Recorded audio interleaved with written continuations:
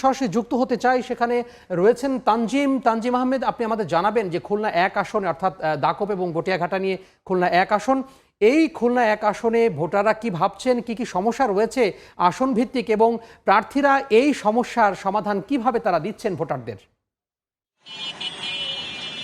খুলনা ১ আসন অর্থাৎ দাকপ বটিয়াঘাটা যারা ভোটার রয়েছেন তাদের ভাবনা যদি বলতে চাই তাহলে আসলে বলতে হবে এই আসন উপকূলীয় এবং নদীবেষ্টিত অঞ্চল এবং দাকপ বটিয়াঘাটার যে মানুষ রয়েছেন তাদের আসলে প্রাকৃতিক দুর্যোগের সাথে সংগ্রাম করে বাঁচতে হয়। এখানে সুপেয় পানির তীব্র সংকট রয়েছে, একই সাথে অরক্ষিত বেড়িবাঁধে বছরের একটি বড় সময় কিন্তু তাদের আসলে দুশ্চিন্তায় কাটাতে হয়। তো এখানে যারা ভোটার রয়েছেন তারা প্রার্থীদের কাছে প্রত্যাশার কথা জানিয়েছেন এই যে সংকটগুলো, সেই সংকটগুলো নিরসনে যারা সবচেয়ে বেশি ভালো উদ্যোগ নিতে পারবেন বলে তারা মনে করবেন তাদেরকে আসলে তারা ভোট দিবেন। যদি প্রার্থীদের কথা জানিয়ে রাখতে চাই, খুলনা ৬টি আসনের মধ্যে এই আসনটিতে সবচেয়ে বেশি প্রার্থী প্রতিদ্বন্দ্বিতা করছেন, অর্থাৎ ১২ জন প্রার্থী। এর মধ্যে আসলে অন্য আসনগুলোর মতোই ধানের শীষ এবং দাঁড়িপাল্লার মধ্যে লড়াই জমবে বলে মনে করছেন ভোটার ও সাধারণ মানুষরা। আমরা তাদের সাথে কথা বলে আসলে জানতে পেরেছি। এবং যারা এখানে প্রার্থী রয়েছেন, ধানের শীষের প্রার্থীর কথা যদি বলতে চাই, আমির এজাজ খান, তিনি এর আগেও অনেকবার সংসদ নির্বাচন করেছেন, অর্থাৎ যদি ৩বার তিনি সংসদ নির্বাচন করেছেন। অবশ্য অল্প ব্যবধানে প্রতিবারই তাকে হারতে হয়েছে।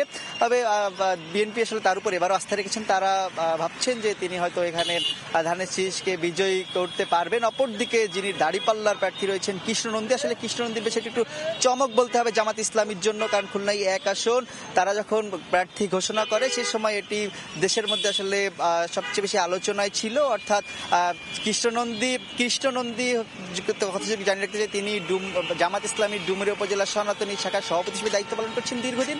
এবং সেই ক্ষেত্রে আসলে যেহেতু এই আসনটিতে সনাতনী ধর্মাবলম্বীদের ভোটার সংখ্যা প্রায় ৫০% মতো, তো সঙ্গত কারণে এটি তারা একটি আসলে বড় কৌশল হিসেবে জামায়াত ইসলামী তাকে বেছে নিয়েছে বলে আমরা জানতে পেরেছি। তো খুলনার যে ১ আসন দাকপ বটিয়াঘাটা নিয়ে গঠিত, সেই আসনের যে খবর আমার কাছেই ছিল সর্বশেষ।